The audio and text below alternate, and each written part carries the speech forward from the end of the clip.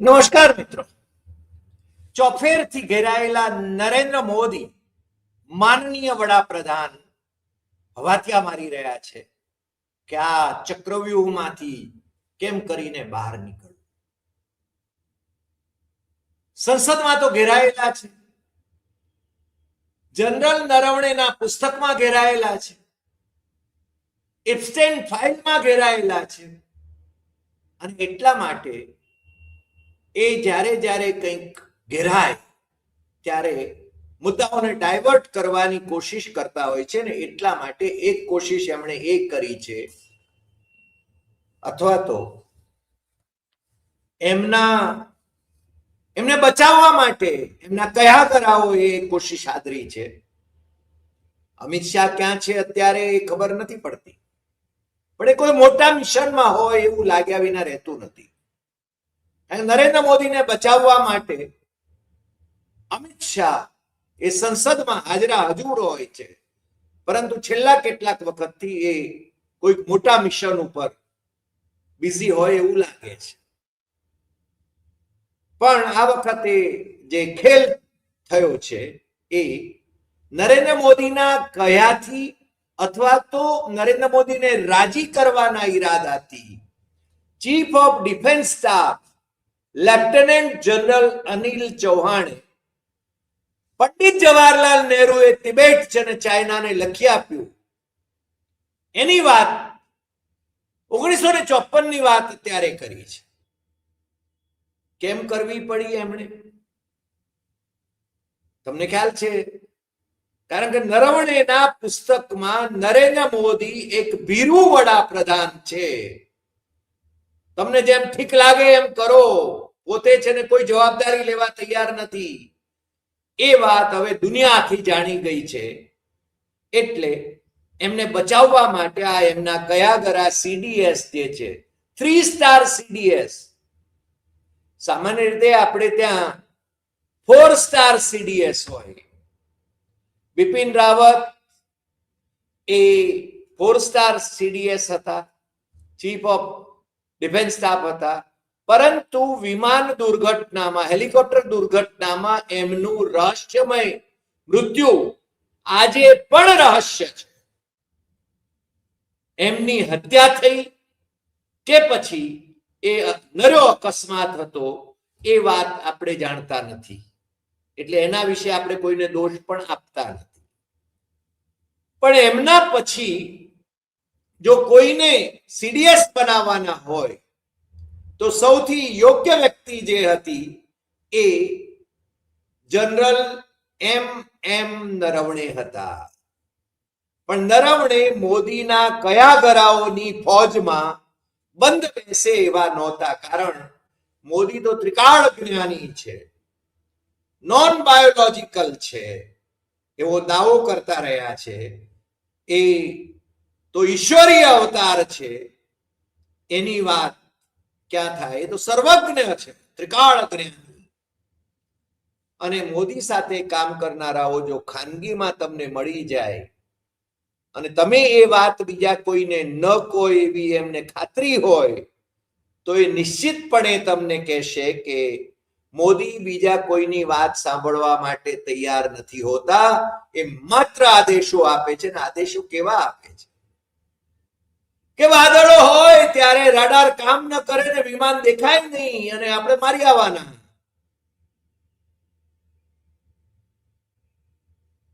Gas ક્યાંથી ચા માટે તૈયાર કરવાનો એની વાતો કરી હતી. અને જરાય લાજ શરમ વિના વૈજ્ઞાનિકોની વિજ્ઞાન પરિષદમાં પણ આવા બેફામ નિવેદનો કરે. પોતે જાણે આઈન્સ્ટાઈન કરતા પણ મોટા વૈજ્ઞાનિક છે એવી અનુભૂતિ કરાવવાની કોશિશ એમના ભક્તોને કરતા હોય છે. અને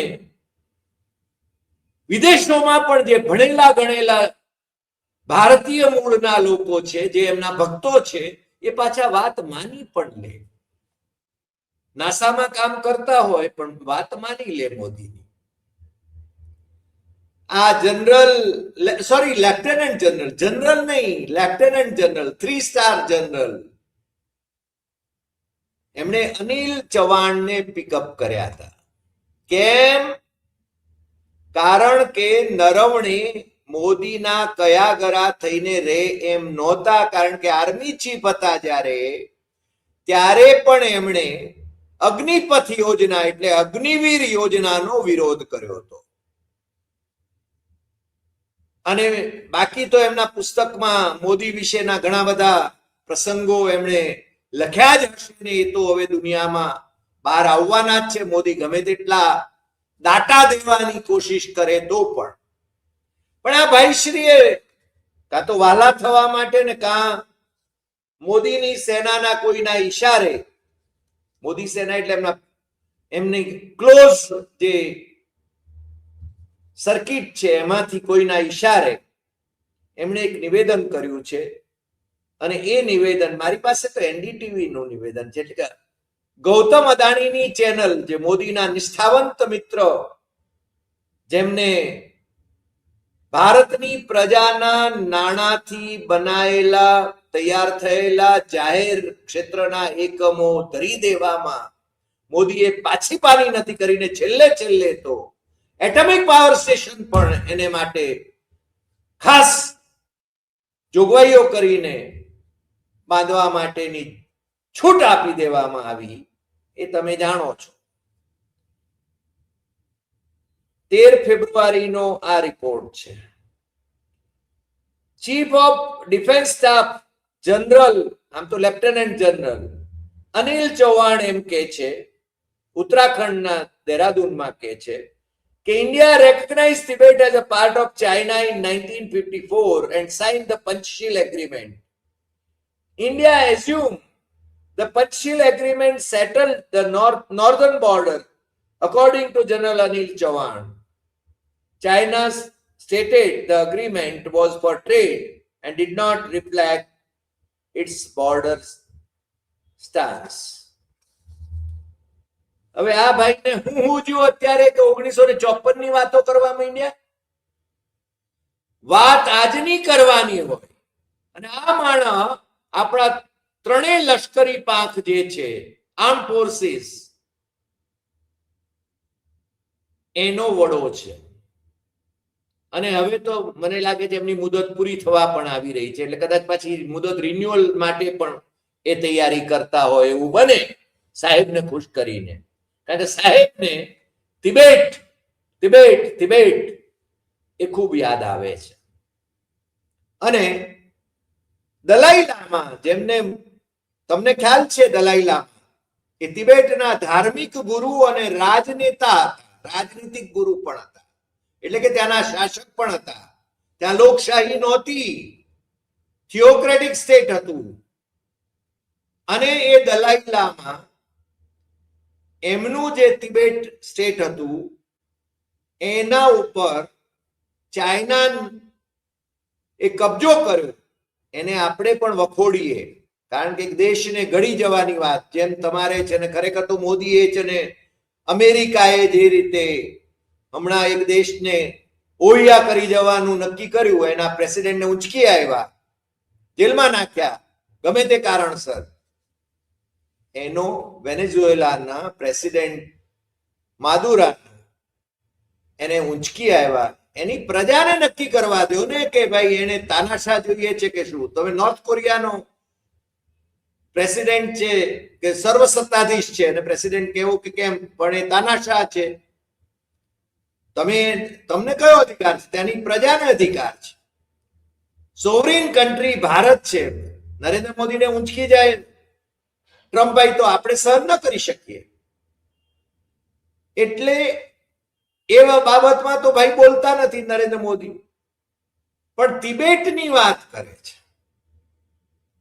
તિબેટ, દલાઈ લામાને પંડિત જવાહરલાલ નહેરુએ રાજ્યાશ્રય આપ્યો હતો. શરત શું હતી?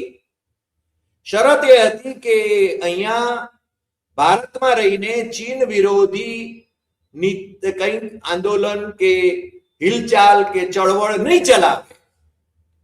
પણ દલાઈ લામાએ તો બધું જ કર્યું.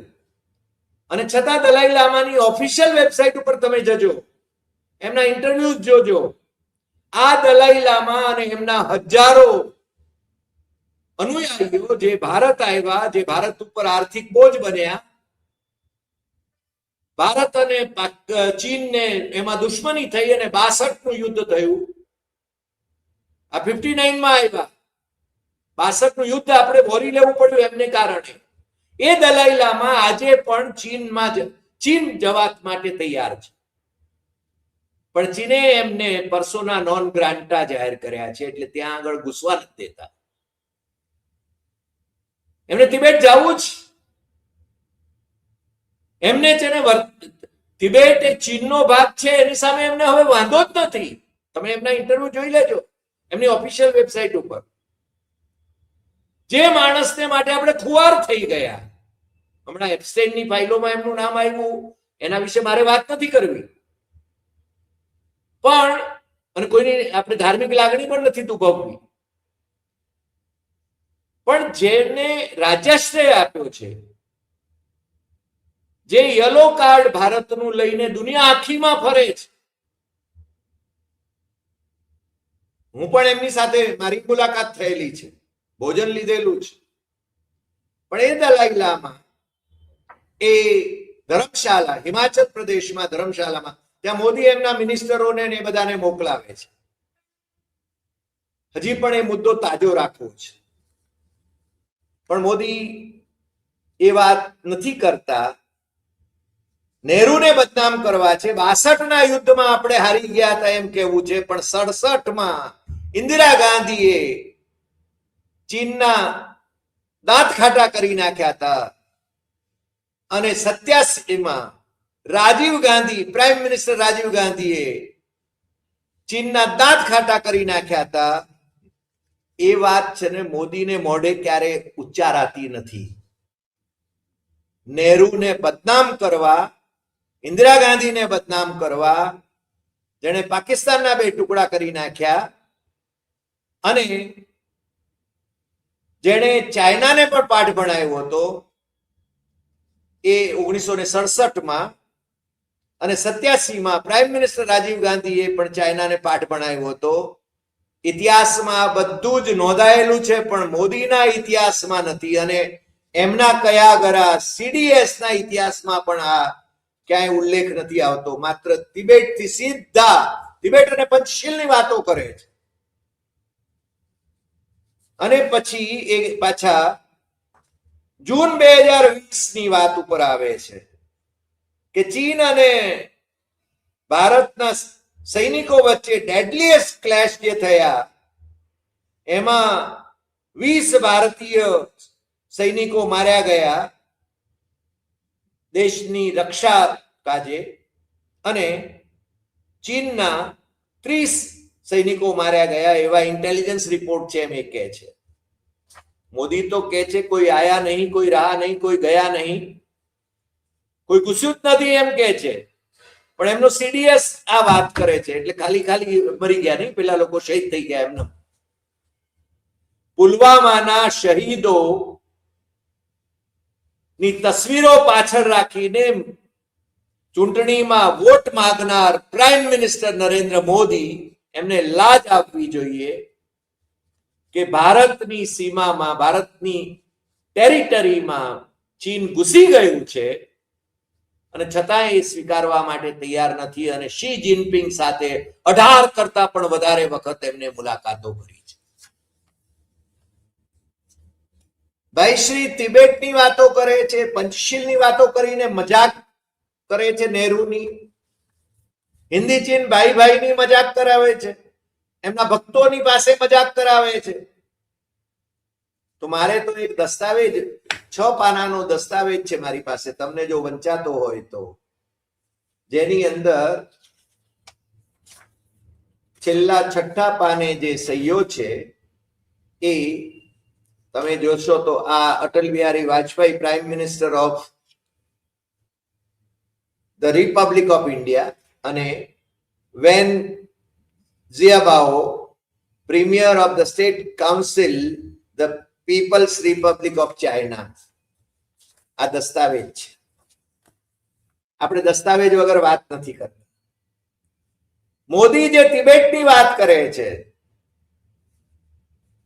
સંસદમાં પણ મોદીના જે સાંસદો છે ઘણી વખતે મજાક કરે છે નહેરુની. Nehru was a towering personality. અમે ન તો કોંગ્રેસના સમર્થક રહ્યા છીએ, ન ભારતીય જનતા પાર્ટી કે જનસંઘના સમર્થક રહ્યા છીએ, પરંતુ દેશના સમર્થક છીએ અને સત્યના સમર્થક છીએ. એટલા માટે અમારે આ કહેવું છે.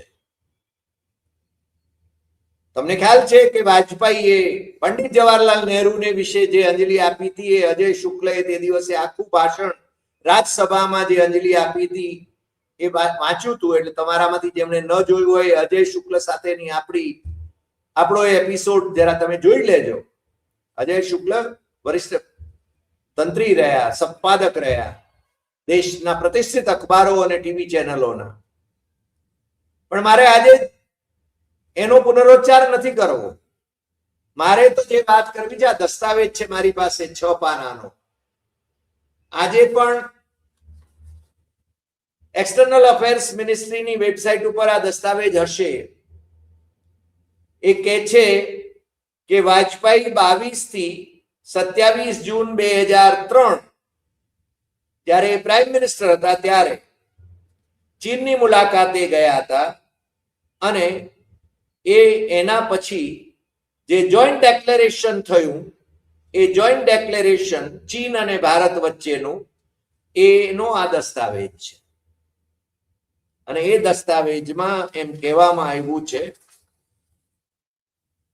કે both the sides are committed to developing their long-term constructive and cooperative partnership on the basis of the principles of Panchashila, mutual respect and sensitivity for each other's concern and equality. ખ્યાલ આવ્યો? આપણે એમના ઓશિયાળા નથી. મોદીના શાસનમાં તમને ખ્યાલ હશે, મોદીનું શાસન આવ્યું ત્યારથી દર વર્ષે ચીન આપણી સરહદમાં તો ઘૂસી જાય છે. હું નથી કહેતો, ભારતીય જનતા પાર્ટીના અરુણાચલ પ્રદેશના લોકસભાના સભ્ય તાપીર ગાવોએ સંસદમાં આ વાત કરી હતી અને છતાં મોદી કહે છે કે ના, આવું કંઈ બન્યું નથી. અને તાપીર ગાવો સાથે મારી પણ વાત થાય છે. એ વાત ઉપર છે ને એ અડગ છે. અને છતાં મોદી સરકાર, ચીન આપણું દુશ્મન હોવા છતાં એને દર વર્ષે $100 બિલિયન નો ફાયદો કરાવે છે. વાતો સ્વદેશીની, પણ ઇમ્પોર્ટ એટલો બધો ચીનથી આપણે ત્યાં થાય. અને ઘણી વખત એમને બેશરમી પૂર્વક કહે છે, પેલા આંખ મીંચેલા ગણપતિ પણ ત્યાંથી આવે છે. ભાઈ, હું કામ આવવા દો છો? તમે ઓર્ડર કરો ને કે ઇમ્પોર્ટ બંધ. $100 બિલિયન નો દર વર્ષે ફાયદો એ ચીનને કરાવે છે મોદી. આપણો એક્સપોર્ટ તો બહુ ઓછો છે. અમેરિકાને આપણો એક્સપોર્ટ વધારે હતો અને ઇમ્પોર્ટ ઓછો હતો, એટલે કે આપણને વ્યાપાર તુલામાં આપણને ફાયદો હતો. પણ ટ્રમ્પભાઈ એ શું કમાલો કરી કે મોદી એ બધું સ્વીકારવું પડે છે. હવે વ્યાપાર વધારવાનો છે, એ આપણને ડિક્ટેટ કરશે. તમે તેલ ક્યાંથી ખરીદશો, તમારે અમેરિકાથી આ ઇમ્પોર્ટ કરવું પડશે, અહીંના ખેડૂતોની બરબાદી થઈ જશે, અહીંના ઉદ્યોગોની બરબાદી થઈ જશે. પણ ટ્રમ્પભાઈ કે એ સહી. એટલે મેં કહ્યું કે અટલજી જ્યારે ગયા હતા ત્યારે મેં વાંચ્યું તમને, અને એની અંદર એક જ ફકરો મારે વાંચવો છે. બાકી તો આમ તો તમે બધા સુજ્ઞજનો છો એટલે શોધી લેશો. એક્સટર્નલ અફેર્સ મિનિસ્ટ્રી જે આપણી ભારત સરકારની છે એના ઉપર પણ આ દસ્તાવેજ તમને વાંચવા મળી શકશે.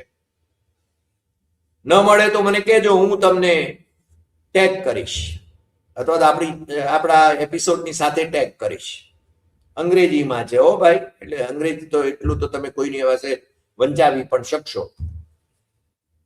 The Indian side recognizes that Tibet Autonomous Region is part of the territory of the People's Republic of China and reiterates that it does not allow Tibetans to engage in anti-China political activities in India.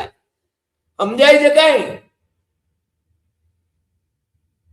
Indian side recognizes Bharat એટલે કે વાજપેયીની સરકાર કબૂલે છે, સ્વીકારે છે, માન્યતા આપે છે કે તિબેટ સ્વાયત્ત પ્રદેશ જે પ્રાંત જે છે, હવે તો એમનો પ્રાંત થઈ ગયો છે, રિજિયન, એ પીપલ્સ રિપબ્લિક ઓફ ચાઇનાનો ભાગ છે, એની ટેરિટરી છે અને સાથે સાથે એવું કમિટમેન્ટ પણ કરે છે, એવી ખાતરી આપે છે કે ભારતમાં તિબેટીયનો ને કોઈ પણ ચાઇના વિરોધી, ચીન વિરોધી પ્રવૃત્તિ, રાજકીય પ્રવૃત્તિ કરવા દેવામાં નહીં આવે.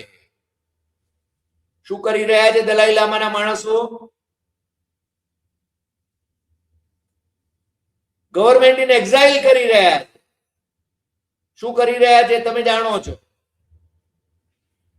પછી આગળ પણ એમને કહ્યું છે, the Chinese side expresses its appreciation for the Indian position and reiterates that it is firmly opposed to any attempt and action aimed at splitting China and bringing about independence of Tibet. China પણ આ વાતને આવકારે છે અને ફરીને તિબેટને સ્વતંત્ર બનાવવાની કોઈ પણ વાત એનો વિરોધ કરે છે. કોનું છે નીચે સહીઓ કોની છે? મોદીના રાજકીય પિતાશ્રીની, મોદીના રાજકીય પિતાશ્રીની. પાછા અમે રાજકીય કહ્યું છે હો, બાકી તો આદરણીય સ્વર્ગસ્થ દામોદરદાસ મોદીના એ પુત્ર છે. પણ આ દસ્તાવેજ હોવા છતાં તિબેટ વિશે જે વાતો કરે છે એ વાતો મારે તમારી આગળ મૂકવાની હતી. આમાં કંઈ ખોટું હોય તો તારવજો. તમારે આંખ કાન ખુલ્લા રાખવાની જરૂર છે, સત્ય શું છે એ સમજવાની જરૂર છે. અને આશા રાખું કે તમને આ એપિસોડ ગમશે અને સૌથી વધુ શેર કરશો, કારણ કે લોકો સુધી આ સત્ય પહોંચવું જોઈએ. આજે આટલી વાત. ફરી મળીશું નવા એપિસોડમાં નવા વિષય સાથે. નમસ્કાર.